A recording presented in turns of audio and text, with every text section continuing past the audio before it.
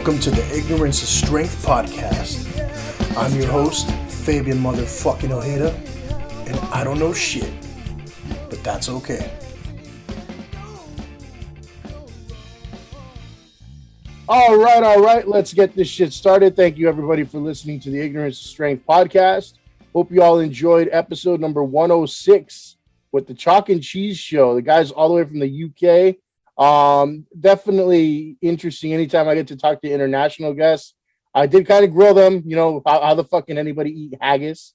But it wasn't his fault. It wasn't DJ Casper's fault. We won't put it on him, right? I'm still not sold on black pudding, blood pudding, whatever you want to call it, but I don't think he was either. But we're back with a brand new guest today. I've known this guy for quite a while, and he's got something cool to promote here today. I want to welcome to the podcast for the first time ever, Jesse Guajardo. How you doing? I'm doing great. Fabian, how you doing? Good, man. Other than you being one of my inaugural barbecue customers, I don't think we'd really seen each other or heard from each other in a while, right? I mean, just kind of like MySpace, or not MySpace, fucking, well, maybe back then. No, that's how old we are. Yeah. That's the best one. I don't care. I'll tell everybody that's the best one. I agree. But like Facebook and Instagram and all that, right? Yeah. But it's been a while, man. Yeah. Back in the Think Together times and when we worked together with the school. So that was really cool. Mm-hmm. But yeah, no, growing up, trying to do the thing we got to do to, I guess there's 5. Yeah. Yeah, no, I still, I'm not gonna mention the company again just because I don't like to do that, but it's all right. We're not gonna edit it out. Yeah, cool. No, but this is actually my 3rd time with the same company, so sick. Kind of what do you call it? It's kind of funny I ended up there again. The 2nd time around was cool, but it was very brief. Just because it was up in the air with a lot of grants being shuffled. Sure. And then and then I'm back again, but this time with the different position, better position, a lot of fun, less stress, but definitely making a lot of movement and trying to get people trained and everything like that. So I'm essentially a trainer, That's pretty cool. I mean, I guess I won't drop it again, but it was a good experience, especially what it did for the kids. I think that was one of the reasons why we hung out for such a long time. Yeah, and you know what? Even if we did name it, I'm like, at least we're not like bad mouthing it. No, right? Like I think it had a really good impact especially in our city of El Monte. Like, it was a really good way. I mean, not only did we connect with the kids, but shoot, like think about like how old they are now, like the first wave of that, of that class. And, I see them like walking by and I say, hey, you're like 6 foot something. I remember you were like, you were like 2 feet, like what the heck? And just seeing them grow up, it was epic. I remember there's like those twins that they give them those nicknames. They're state champions football. Yeah, exactly. So I think it did a really good job as far as what it did for the kids while we were there. Mm-hmm. Yeah, and for us as people working, it was kind of interesting because you have to have a certain demeanor. You have to have a certain something in you to do it because it's not an easy job. Yeah. And I was kind of like not the typical person that you would see work an after school program, right? Would you say that's true? I was just like, who got the wrestler to teach kids how to ABCs? Well, it's funny now because you mentioned you see some of the kids and everything. Some of these kids are now working with us, like, yeah, and it's crazy. When people say like, oh yeah, I went through the program, from kindergarten till till I graduated high school. Like, huh? I'm like, am I that old? Like, yeah. Well, no. Well, go. I'm gonna throw this on you. One of them's a teacher now. Oh yeah. Because of it, like, and I think that, like, in me, like, I don't know about y'all, but for me, that really made everything I went through at that time so worth it. Yeah, for sure. It's always good to hear that kind of stuff. But oh yeah, I was the type that probably shouldn't have been doing it, but I'm glad I learned better. I did some stupid stuff, man. And I say when I train people, I say it too. Like, there's this part of the training where we say, like, don't make kids do bear crawls, and I'm like, that is now specifically written in the program manual. Nice. I love it. And it's not necessarily just my fault because nobody found out when I was doing it, but I remember it just became a big thing at some point in local media. I did it too. Like, I think it was a second when I had the fourth and fifth grade kids. We did lunges. And they're like, what are we doing? And we're like, we're getting good exercise, stretching and things like that. Yeah, they loved it, man. Like, I was like amped. I was like, but they love bear crawls, Yes. It is what it is. I'm really glad that you brought it though. That's awesome. It's a different world now. But I bring this up, just obviously, just get people to relate to, who you are and everything. And, you're always good with the music. You're always good with the art. With kids and everything, so you always had like a creative, and like an explorer type of vibe to you, man. Would you agree with that? I mean, yeah, I mean, definitely into the music, definitely into the arts, and then just being able to see kids, just take on some of the things that I couldn't when I was a kid, So I grew up in Almani. I went to Baker Elementary School. I went from first grade, or was it second grade, all the way to the fifth grade. Met some great teachers and not so great teachers. But in that same token, like, I connected with that school. So going through, Madrid Middle School, unfortunately, what now shut down from what I hear. Oh, dude, yeah, yeah. And then going into Almani High, graduating out in 2005. Like, I think, growing up as a kid, I would always love to get that opportunity to, like, if I saw a guitar or I saw somebody painting or drawing, like, I really wanted to be a part of it. And, every kid goes through their like phases, right? Like, I grew up and I was like, yeah, I want to be a break dancer, and then like here I am with my Jinko pants and, and my Adidas with the hard shell. And then, I get to high school and I realize, like, girls like music, so let me amplify my music skills. So then I took on playing guitar and then every other instrument after. But it wasn't up until my adulthood where I realized I could put all this together and connect with my own kids. Right now, I have two kids.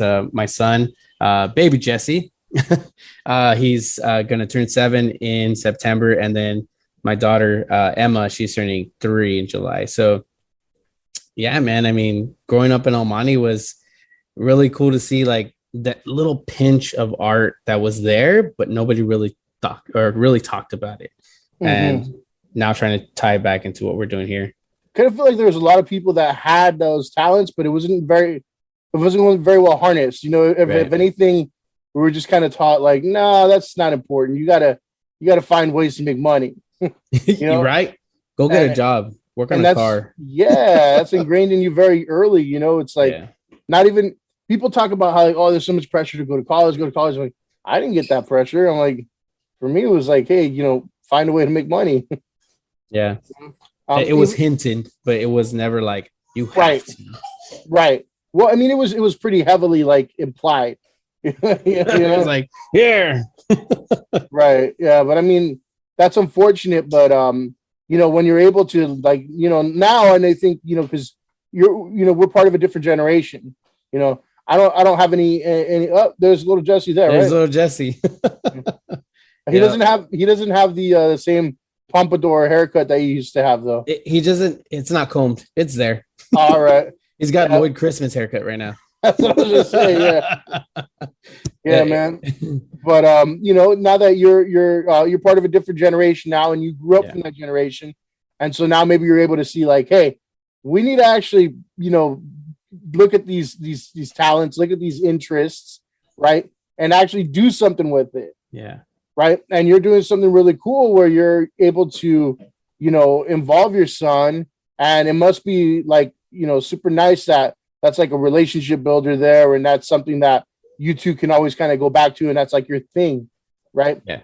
As much as, like, and I won't get too deep into it, but I think a lot of us that maybe had, like, dads that were kind of in and out or in jail or maybe not there or whatever, we didn't have that thing that we could do with our dad. Like, even if we had, a small relationship with him, it's like we never had that that TV, hey dad, let's toss the ball around, with some lemonade and this and that. Like, Lawrence didn't have that. It's like you got to kind of grow up and tough it out and be like, I don't give a shit. Like, I'm, that's like I can do it on my own, or I can. And really, it's a bad thing because you start to.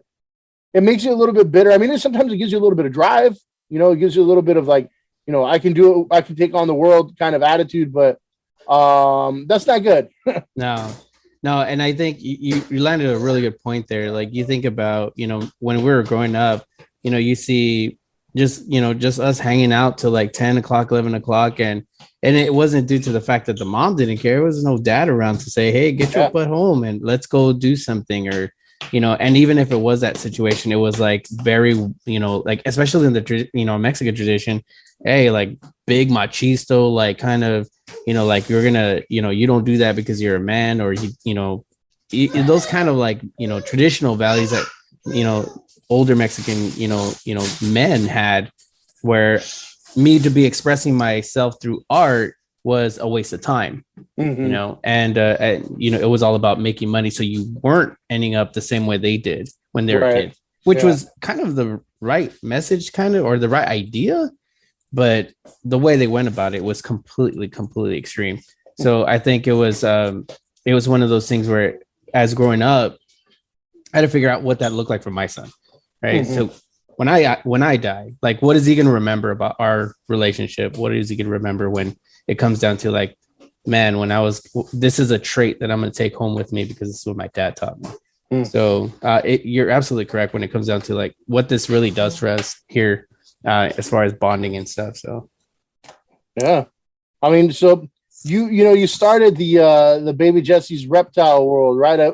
I remember it just popped up on Instagram, and then like you're promoting it, pumping it up and everything. I'm like, oh, that's like cool. I'm like, let me support this thing, right? I like supporting local things, right? Especially when it's like, something for somebody's family, somebody's kid. I'm like, let's check it out, see what it's all about.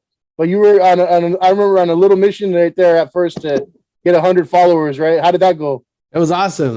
One of the cool things about it was Jesse being able to just get involved. So Jesse had a hard time speaking in the beginning as he's kind of growing up. So with him being really a part of that process, he's seen YouTube videos of other kids doing stuff and just playing with toys and stuff. And so he kind of got the bug. And then when he started to realize, like, I got to learn how to say stuff, his vocabulary kicked in. So what was really neat about this is like the connection between him and me. It really helped him with his speech. So when we're talking about like this thing that just kind of came out of nowhere, it was just that, man. I'm like, hey, he learned how to count 100. Let's make it a challenge for our followers to, follow us. Yeah.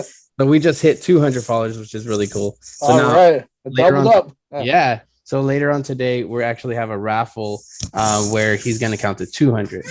Wow. Yeah. You think he's up for it? Oh, yeah. This kid could count to 3. All right. There we go. Yeah, that's a lot of counting, though, man. I probably take a break in between. Oh, yeah. No, we're going to give him a break. Yeah. We'll do a raffle in between. Right, a little peanut butter jelly sandwich or something. Go take a nap and count your other 100, Yeah. But, yeah, I mean, tell everybody a little bit about your project you got going on and, what it entails and all of that stuff.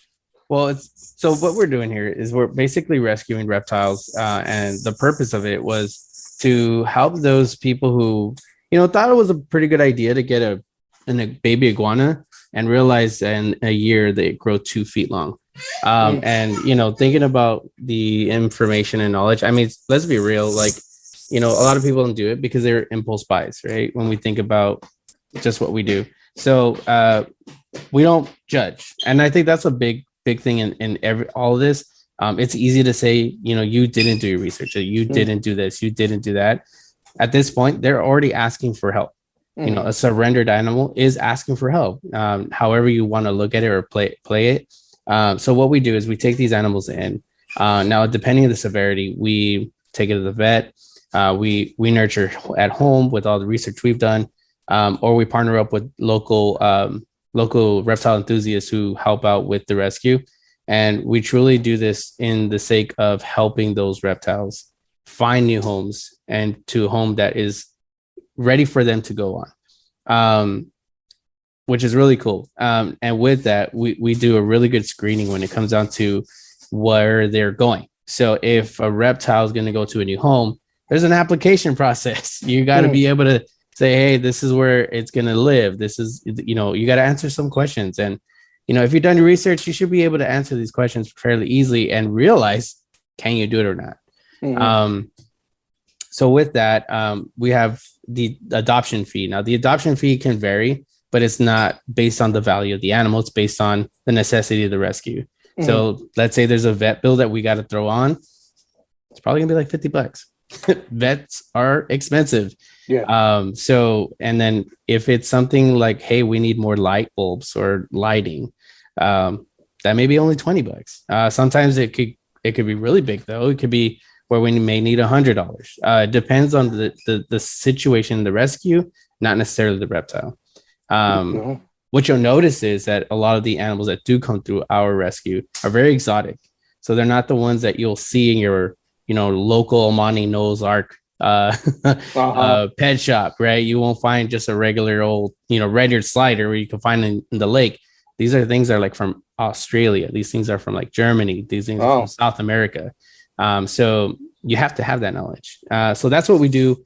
And there is that application process, like I mentioned. You visually have to show us proof that you know how to keep it. So as you're looking behind me here, it's very specific on how these animals are housed and all that. So it's important for them to show us like, hey, do you have the enclosure, suitable for that reptile? Yeah. And then if they don't, guess what? We got stuff. We got plenty of supplies for you. You go ahead and help us out with the donation for that supply, and then you got yourself a new dragon, or you got yourself a new tortoise. So that's really exciting. And that's pretty much what we do. We ask for follow-up pictures and updates. How are they doing? We check in. But what's sad about this whole thing, and this is kind of probably true to every rescue, is you'll send a rescue out, right? You find a new home, and you try to reach out, and they don't respond. So that's kind of the scary part in this whole thing. And then just, everyone's opinion, right? Now, the rescue is very inclusive, very diverse. So we take everybody's feedback, always take anybody's feedback. So I think that's a really important thing to think about when we're talking about animals, So that's what we're all about here. It sounds pretty well thought out. I mean, are you just kind of just doing this on your own, or have you thought about doing like a nonprofit or something like that? Or so currently right now we're just trying to get a base, right? We're trying to get some reputation. Now it's easy for somebody to say, yeah, you're a rescue, but where's your website? Where's this? Where's that? So that's where we're at. We're like in the formative years of what this does. So taxes and all that is kind of like not necessarily be talked about, but what we're doing is we're doing this solo. So it'd be maybe my wife come across an offer post and it says, hey, there's an iguana that somebody's trying to get rid of or selling, right? We'll sometimes purchase animals to get them in the rescue because of the situation they're in. But at this point, it's just me, my wife, and my son that are really doing this. And then as far as where we're going, we're not too sure what we're going with, if we're going to go nonprofit or if we're going to go LLC. We're still kind of in the mix of what that's going to look for the rescue. We just want, ultimately, what the purpose is to find rescue animals and have fun doing it. So, and you mentioned a lot of people kind of get into it without having knowledge, and then they're like, whoa, I didn't know it was going to get this big, right? What's you have one example of maybe somebody who just kind of like, completely goofed? So there's one animal, and a green iguana is a very, very common reptile to have in your house or somebody want because it's familiar. You've seen it everywhere in movies, cartoons, etc. So a green iguana, when it's a baby, it's like about this small. A year old, it's this big. It grows about to 2.5 feet within a year. So those things grow rapidly. I currently house, if you see on the Instagram page, I currently house two green iguanas right now. One of them was that situation. And unfortunately, what it sounds like, they let it go in their backyard and it got tore up by a possum or whatever. Ooh. And it ripped its tail off. So initially, this thing should be ranging around 4 feet, 4.5. Now it's probably like 2 to 3.5, just because its tail's missing. Mm-hmm. So, and those are really common. Another one, a sulcata tortoise. Now, if you know anything about African spurred tortoises, these are, again, initially this small, like about maybe a quarter. 2 inches. Yeah, 2 inches, right? And then in a year to 2 to 3 years, they're going to be ranging to like 50 pounds and be about this big. Holy crap. So sulcata tortoises are the third biggest species in the world when it comes down to tortoise land terrain. So yeah, those are the ones that everyone goofs on because they're so cute when they're little. You see them walking around, they're all like flipping over and everything. People want to buy them because they don't require water either. So it's like, oh, I don't have to buy a fish tank. Great. Let me go ahead and throw them in my backyard. And they realize the thing destroys tables, screens. I mean, these things are like, they're like bulldozers. Oh yeah, like I'm talking about like your door screens. Oh yeah, done. Oh, okay. So you just damn, yeah. That's kind of crazy, man. I didn't realize that reptiles were all that destructive. Well, that tortoise is for sure. Now I know if I want revenge, where am I go? I'm hey Jesse, got any of those killer tortoises? Killer tortoises. You know, you heard of the Teenage Mutant Ninja Turtles, but it's like the killer tortoises are from outer space or something. Uh-huh. But yeah, no, it's really cool. But yeah, those are some of the very common animals that people get that they just don't know what they're getting themselves into. Mm-hmm. And so, like all the equipment and everything, that must be like killer on electricity for you, man. You got like 1, 2, 3, 4 three that I could see. Yeah, there's like tanks. 11 or 12 more tanks somewhere in my house. Oh yeah, man. You might as well be selling ice cream. I know, right?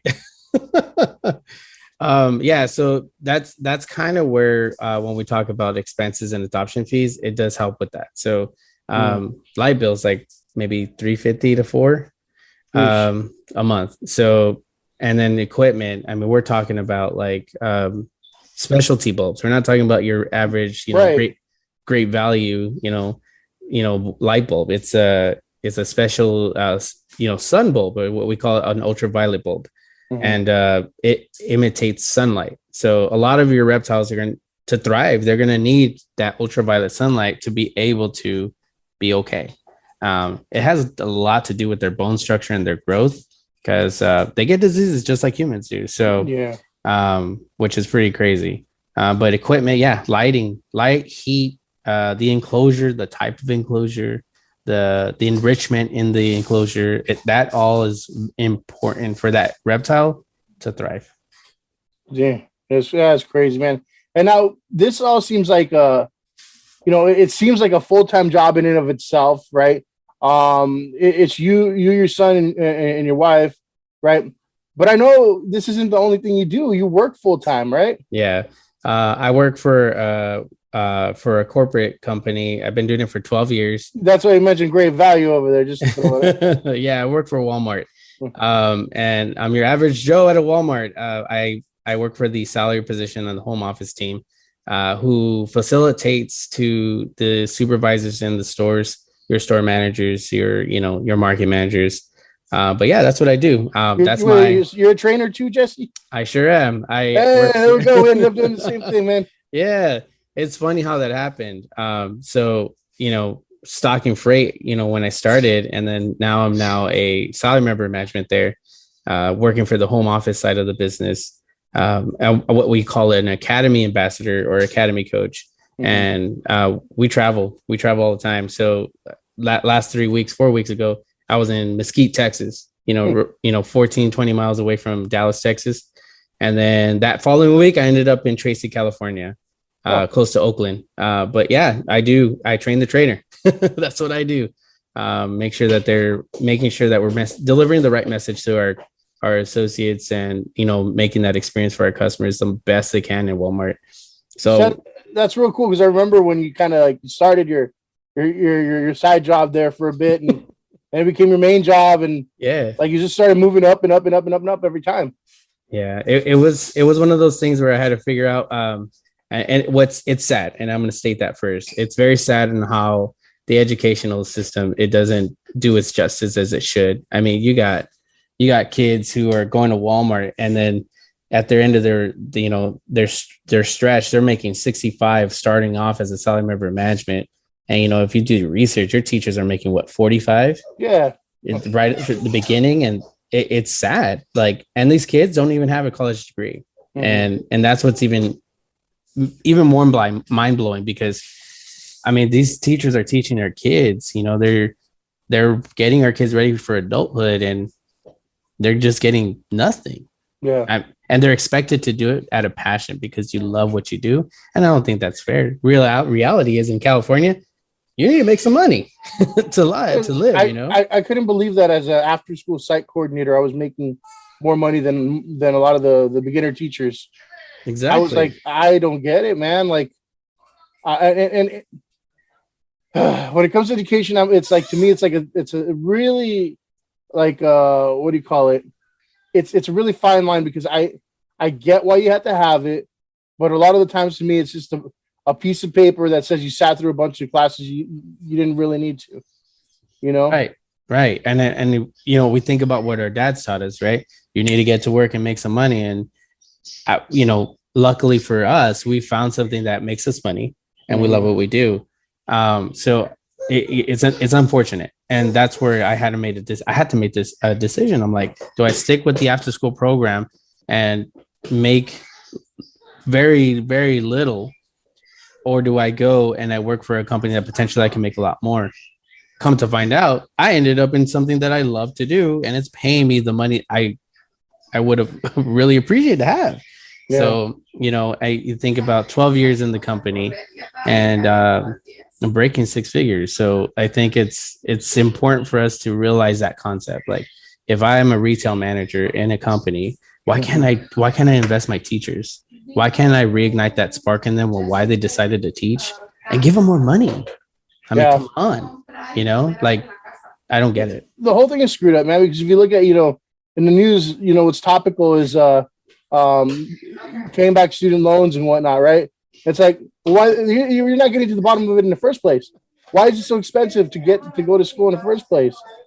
Yeah. Like, why are we stuck with that? And it's like, for me, right, I always say, like, it wasn't my idea to go to college. Like, I didn't want that degree. Someone in society said, you have to have it. We're not going to hire you without it. We're not going to even look at your resume without it. Exactly. And I think that's what's very upsetting, is that,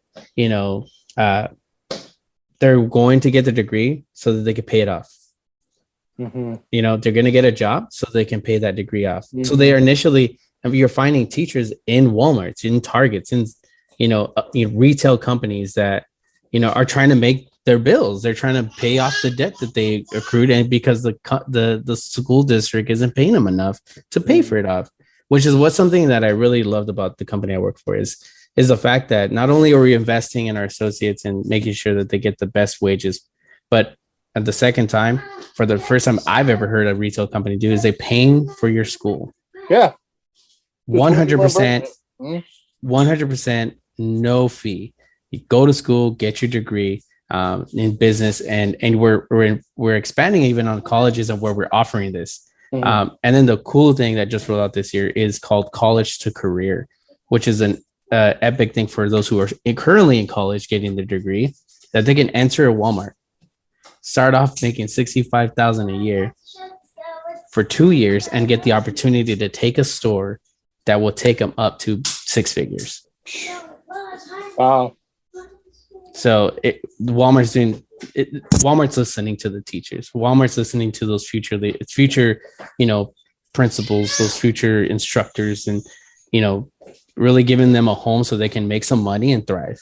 Yeah. And what I don't understand, and it's not just because, you work with them, but I've never understood the people that are just straight up haters, and they're like, well, yeah, but you still have to work at Walmart, or well, they might be paying 100%, but what colleges are they offering? Right? Yeah. I don't care if they're offering the bottom of the barrel, if as long as it's accredited, right? And they're paying everything. It's like, how can you complain? How is that a bad thing? You know? Yeah. The degree is a degree. Do you know how to run a business after you're done with college? Mm-hmm. Can you be a manager or start your own company when you're done? That's the real test. And that has really nothing to do with the college. It has everything to do with you. So, and I think even if we use me as an example, I work half in the store, but the other half I'm working straight in training. Mm-hmm. So you can say, yeah, well, you're still stuck at Walmart, but I have doctors in Walmart. Like we have, and I believe it's in Denver, in Georgia, excuse me, the first ever Walmart health clinic. So in Walmart, they have doctors, psychologists, dentists, therapists, psychiatrists that are certified doctors, certified dentists that work and wear the Walmart badge, making the money that they should be making. And that's just an avenue. Like you got Walmart attorneys, you got Walmart, nurses, RNs. We have facilitators, people who teach and train, people, and it has nothing to do with stocking freight or, folding some underwear in the apparel department. But see, even if you're doing all that, it's like people like you, right? Were able to like put in that work and then get where you wanted to be. Yeah. And Walmart's realizing that some people take college a little bit more to heart because that's what they want, and is giving them another channel to get money and still go to school. Mm-hmm. So I think that's probably one of the biggest wins so far in the company.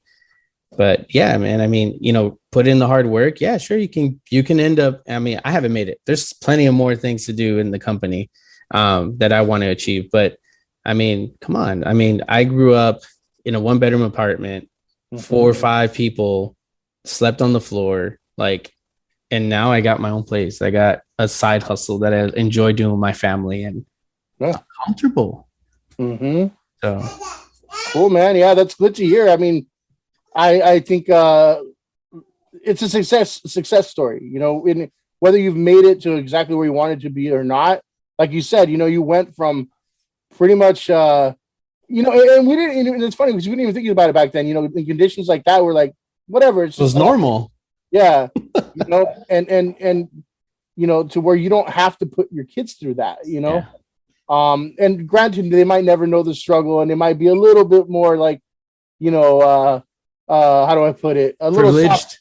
Privileged and softer growing up. It's like, but that's your job, I mean, you got to provide that cushion a little bit. I mean, there's other ways to toughen, things up, and maybe sometimes you don't have to be, that's what I'm realizing. You don't have to, toughen everybody up and try to, put on that whole macho bravado type of thing. It is what it is, man. But it's cool, man. I like hearing that success story, and I hope a lot of people, get a little something from it because there's no shame in putting in work. Yeah, absolutely. No shame in putting in work, and like you said, you get to have because can you imagine if you were, and let's say just another, let's say you were still doing, after school work, right? You wouldn't have even had the time to do your reptile thing, and you wouldn't have the money for it, straight up, or if you were to become a teacher even. Right. And I think that's when, would I even have kids? Right. Yeah. It's just everything is paved the way it kind of rolls out. But, I think, when you put in the hard work, when you realize that the world's changing, like you either change with it as far as embrace and adapt, or you end up in the past, or you're stuck with the same spot. So it's something to really think about. It's just hope that there's something more than what you were brought up, in. Yeah. Well, maybe next you'll become part of what's the name of the Walmart family? Sam something. The Waltons. Maybe you'll become part of the Walton family next. They adopt me or something. They adopt me and my family.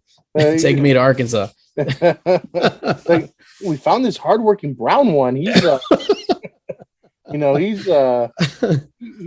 can join the family. Yeah. Right. But other than that, man, with the reptile thing, I want to get back to that, right? Yeah. again, let everybody know what it's called, where they can find it, Perfect. how they can support. Yeah. So we're on Instagram. That's where we're heavily in. It's at baby Jesse's _ reptile.com or on Instagram. Why do I say .com? I don't know why. And definitely could support with donations. We provided our Zelle account on there with how you can help with whether it's supplies, medication, vet bills, food. That's a big one. And then also another way to support is just follow. My son loves when he starts to see that number every time. He's like, "Hey, Dada, we're at 200, Dada. We're at 200, we're at 210, Dada." Like he's super excited about seeing that number rise. And honestly, that when we think about it and we pull everything back, that's all it's about. Mm-hmm. So just for Jesse and him, just enjoying his reptiles and really seeing all these things that he's doing to help them. And then initially, what we want to do is to see if we can start selling our own merchandise. So we started off with stickers, and those are doing really well. And then also our t-shirts. We partnered up with a good friend of mine who is really helping us kind of navigate that business a little bit. So buy a t-shirt. Your local, I'll deliver it to you and provide stickers for you. You can maybe take a picture with baby Jesse and maybe even a reptile if you're down. But really helped us support that way. And then we also have an Amazon wish list on our account, on our Instagram account, where you can look at what we're looking for, what we need, and just help us out. I mean, but ultimately, we want to grow the Repti crew a little bit bigger than it is right now and see where we could take it and how much fun Emma and our future kids can enjoy this. So we're stopping at 2. We're going for the other 2. Oh, all right. Have a whole crew. Yeah. I mean, staffing is expensive too. Wages. But if you make your own staff, exactly right. We have our own crew. But no child labor. No child labor. There you go. I asked you, Jesse, in my little side hustle there, what do you think of that barbecue, man? Oh man! What was sad about it was that we were like, we're gonna go again, and then we got COVID, and we're like, oh no, we're not gonna go. We're not gonna spread that, right? Yeah. But man, that barbecue, man. My father-in-law was talking about it. My mother-in-law was talking. They don't even like barbecue, so it was delicious. Cool. It was. I think I was like in a food coma like the rest of the day. It was. Can I tell you? I make it even better now. Like that first week, I was like, all right, cool. It's good enough to sell. I'm like, I kind of had to rush it because I got laid off from a different company who was. I was actually glad I was because that company was not. Let me tell you real quick how I ended up there because I was working for this big company in LA, right? Uh-huh. And I'll tell you the name was YPI, and they just folded, just completely cut. Everybody got let go. Surprise, surprise, 9 a.m. call like, hey, you don't have a job anymore, right? And we're not going to pay you for this week, or we're not going to close out your vacation hours or anything. The heck? And it was crazy, man. I'm like, oh, that's terrible. I'm like, what the hell? I was really kind of, I was thinking if I ever get like let go or anything, I'm like, at least I know I have like an extra $3,000-4,000 in vacation, right? Yeah, just banked up. And I didn't even get that, man. But anyway, then the company that I'm with now, they picked us up, and I'm like, oh well, that's really cool. They're picking us up the same day we got fired, And I'm like, but then, there's still a little bit of up in the air where, different grants and everything were going different ways. And it's like, school started to say like, yeah, I don't want to go with you guys. I'm going to go with somebody else. And I was like in that situation where I'm like, damn it. I'm like, I went to one school. I'm like, all right, they don't want us there. I went to another school and it's like, they don't want us there. And then I just had to settle and go with a company that was not very good. Not at all. I'm talking about, I think they're going to have their own systematic failure very, very soon, but we won't talk about that. But then they just like lay people off after, around the whole COVID thing. And I'm like, that's not cool, man. So I'm like, all right, I have to push up this barbecue thing. I was always thinking about it. Like maybe it's just like something that's like a hobby of mine. And maybe, if I ever get people to try it, it'll have to be like this big thought out thing where I'm like, either have like a nice, trailer truck or like a restaurant but I was just like, you know what, let's just do it. I'm like, I'm Yeah. good enough at it at this point. And the thing is, dude, I did it all off of small, tiny, a little smoker, right? And I was really kind of pushing it with how much I could produce that day.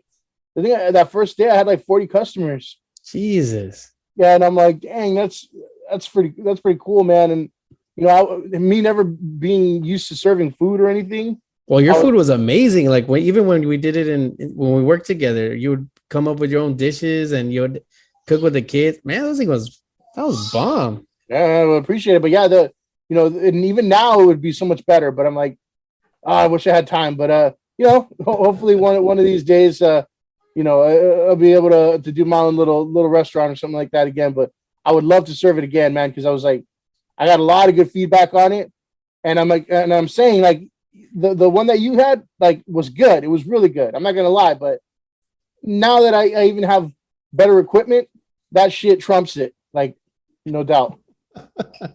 That's awesome.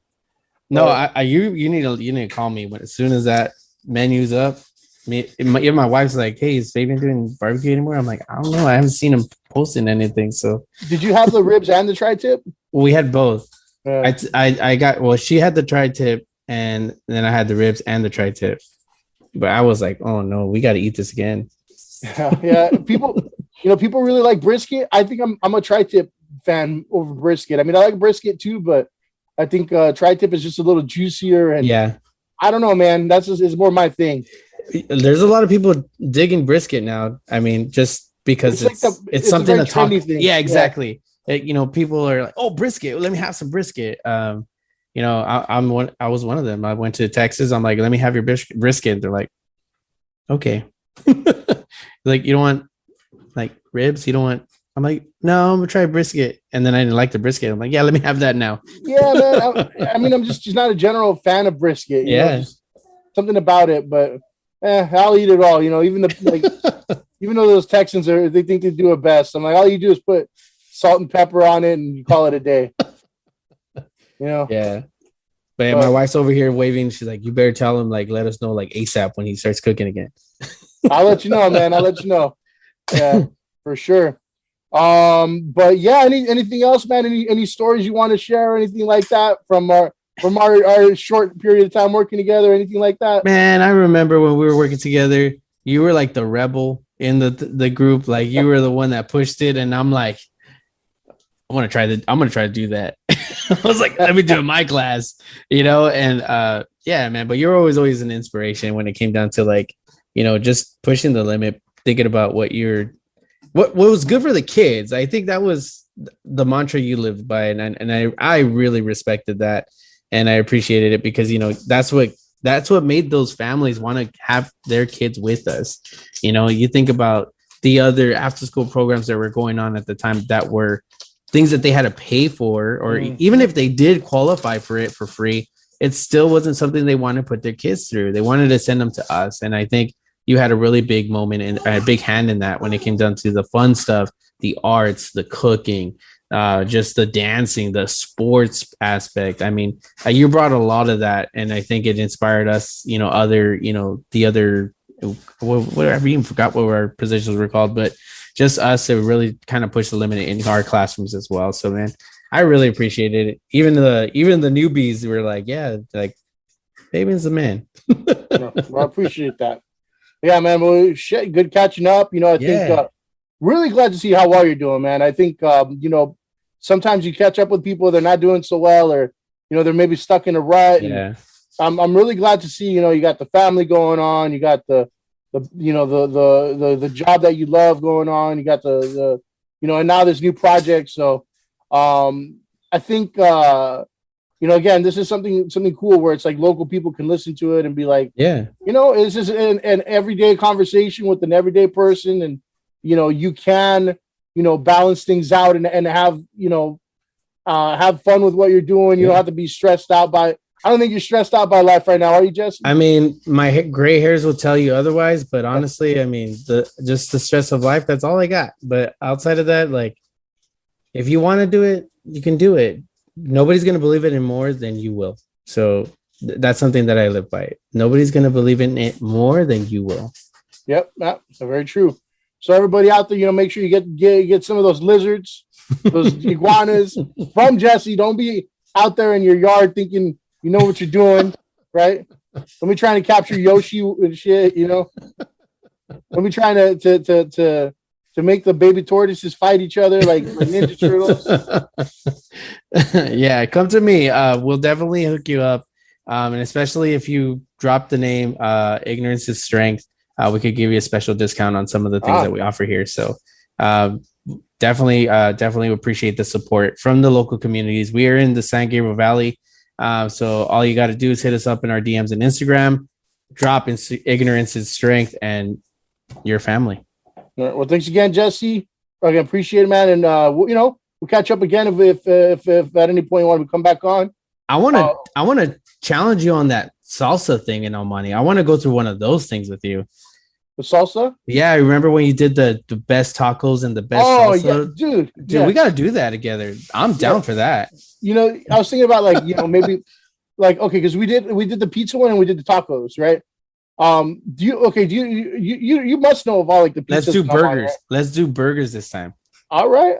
Let's do burgers in El Monte. Let's see who has the best burger. They got to be hole in the walls, Oh yeah. No, we're not going to freaking Sonics or McDonald's. We're not doing none of that. Now we're gonna go hit them some good burgers.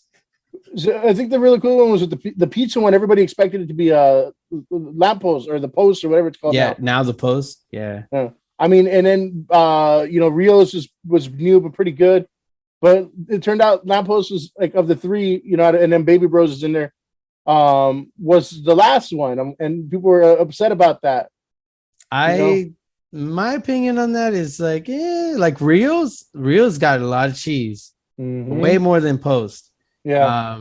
But Baby Bros, they got those cute little cups, pepperoni cups. I mean, come on, man. That's. But they had the best balance, was all, because they had the best cheese, hands down. Mm-hmm. Their crust was okay. I think the crust would either go to Rio's or the Post. The sauce, hands down, went to the Post. Mm-hmm. But overall presentation and balance and keeping it together, that was all Baby Bros. Yeah. But there's some really good spots out here out in West Covina, the pizza spots. Maybe we can branch out a little bit. Yeah, man. I'm first and foremost, I think I got to hit the gym and get myself ready for it, because I don't know if I'm in any position physically to do any food challenges. I might have to do the thing where the wine testers kind of just sip it. And don't be spitting no pizza around here. What's wrong with you? Oh, no. I'll find a way, man. But yeah, I'll let you know, man. That'd be cool. I haven't made a video in a while, so that works. All right. Well, thank little Jesse for us as well. We will. He's right here. Say goodbye, Jesse. Say see you later, dude.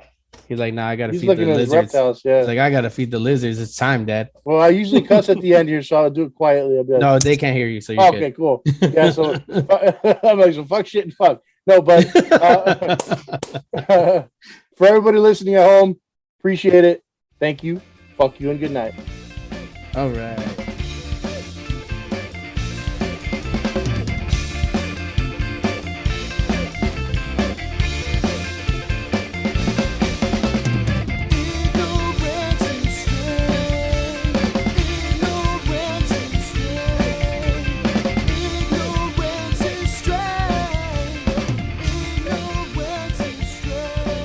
Subscribe to the Ignorance is Strength podcast on Spotify, Apple Podcasts, and Google Podcasts. Like, follow, and share on Facebook and Instagram at Ignorance is Strength Podcast, and on Twitter at The Ignorance Pod.